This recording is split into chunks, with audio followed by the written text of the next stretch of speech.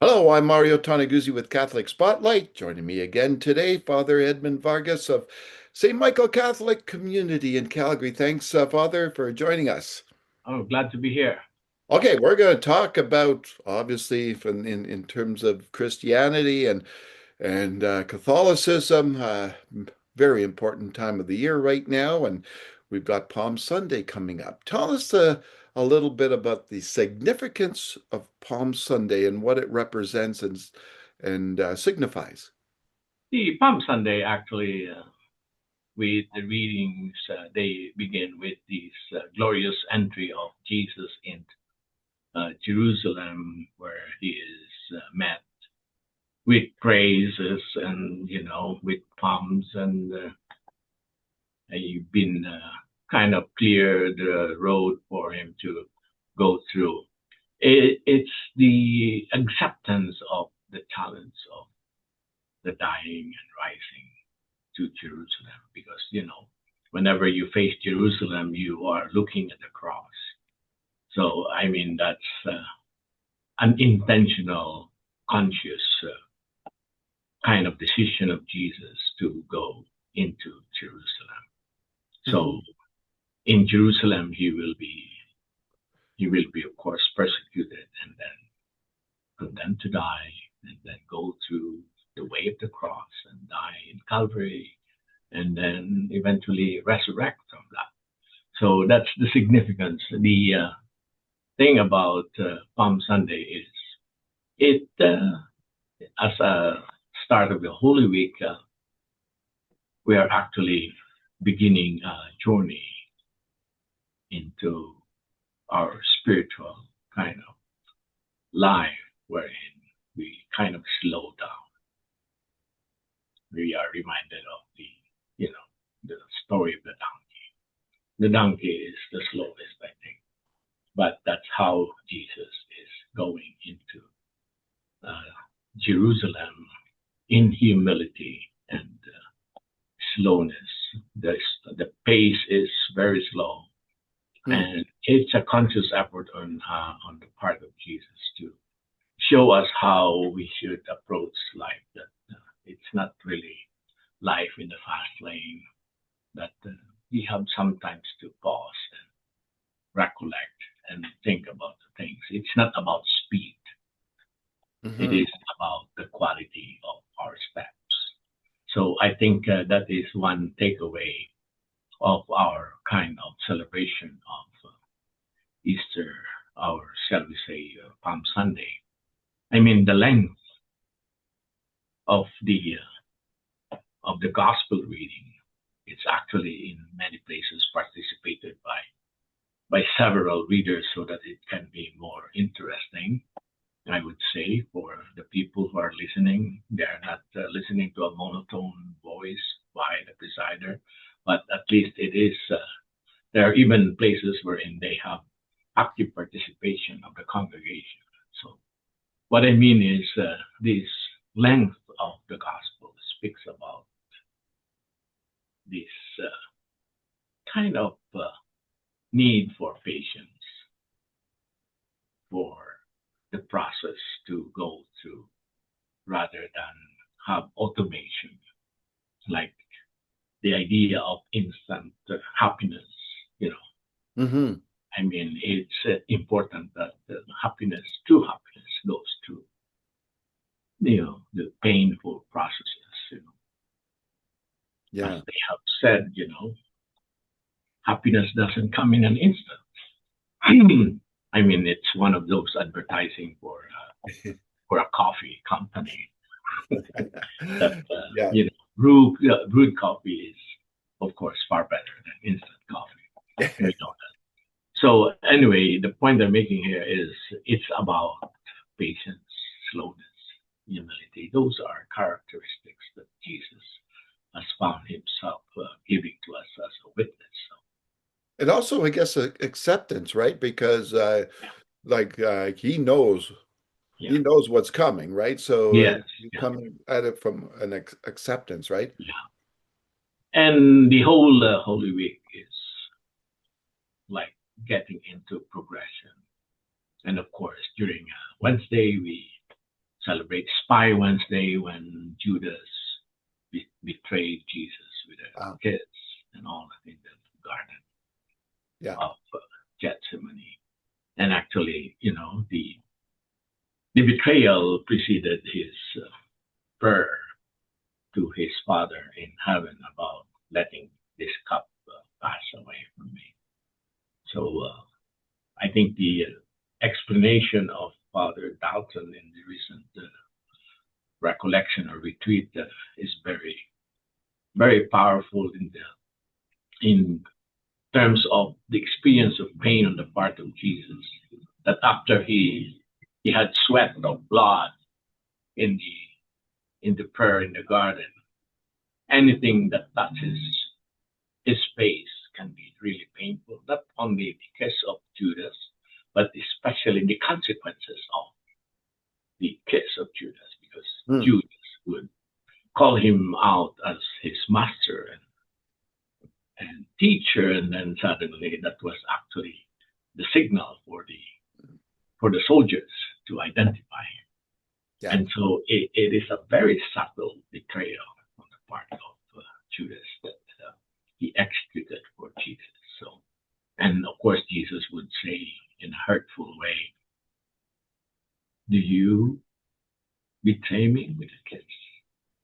It was a painful experience for Jesus, but he had to take it, I think. So, Yeah.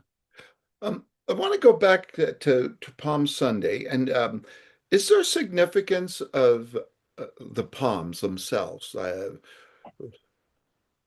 the palm actually are, the description in the Gospels, there were kind of branches of those olives and anything else, Of course, in our culture now, we have palm.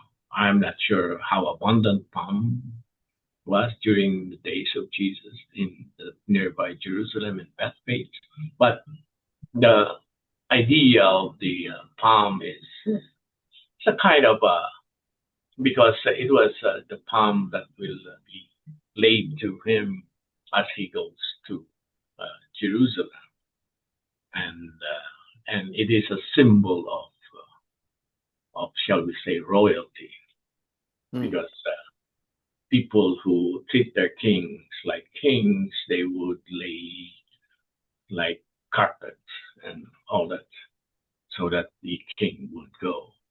But when people were picking up or cutting branches from trees to give way to this entry of the king, I mean, it's a significant, shall we say, act on the part of the people to hmm, give him the praise and glory, actually, yeah. to Jesus, who will be crucified, but eventually be glorified.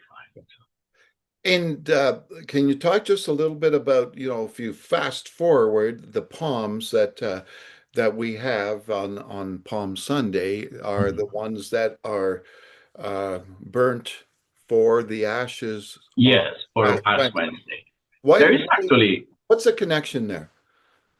I think that's because we begin again a new cycle as we begin the Lenten season during Ash Wednesday.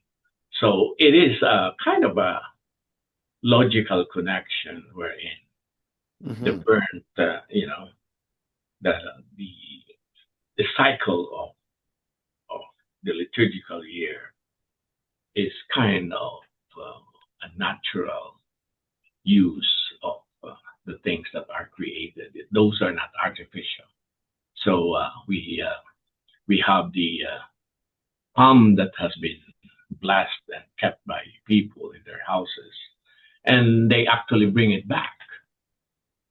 There Hmm. is a time before Ash Wednesday, and in many churches they do also the kind of ritual of burning those palms in a special ceremony. Ah, hmm.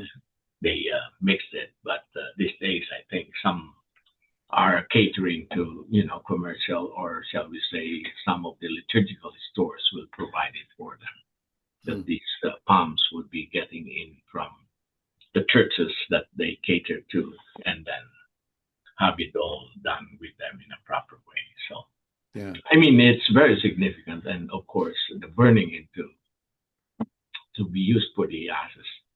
I mean, it's very significant actually that it Hmm. is a sign of humility and Christ being lowered into humanity, the Yeah. analysis, so Yeah. how how we burn ourselves, and of course, the burning is also reminiscent of the ancient sacrifices of the priesthood in the Old Testament. So, Hmm. Yeah. yeah, So we get past Palm Sunday, and then obviously we got the Holy Week, and Thursday the Last Supper, Friday crucifixion, Saturday the tomb, the vigil at the tomb, and then obviously Easter Sunday and the resurrection. That's a potent week, right? On a yeah. on a person's spiritual journey, like what can you say about this period of time from a spiritual sense and what it means for people? I think even for me as a priest, it is a difficult time.